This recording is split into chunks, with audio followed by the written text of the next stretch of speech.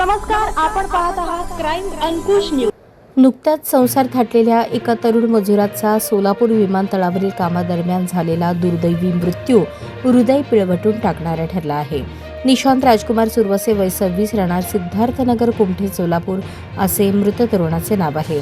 निशांत गुरुवारी सकाळी 9:30 वाजता ईगल कंपनीकडून सोलापूर विमानतळावर सुरू झालेल्या डेव्हलपमेंटच्या कामावर गेला होता। तिथे सहकारी कामगार राम पुकाळे हायमासचे केबल काढत होता।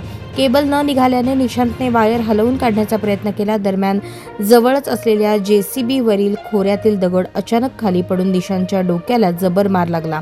तो गंभीर जखमी झाला। कामगारांनी त्याला तात्काळ खासगी रुग्णालयात दाखल केले, मात्र उपचारादरम्यान त्याचा मृत्यू झाला। निशांतचे वडील पूर्वीच वारले असून आई, पत्नी आणि लहान मुलाचा आधार तोच होता। लग्न होऊन अवघी 2 वर्षे झाली होती। दिवसा विमानतळावर हेल्परचे काम आणि संध्याकाळी रिक्षा चालवून तो कुटुंबाचा उदरनिर्वाह करत होता। विमानतळावर सुरू असलेल्या खोदाईच्या कामासाठी कोणतीही सुरक्षित साधने उपलब्ध नसल्याचे सहकारी कामगारांनी सांगितले।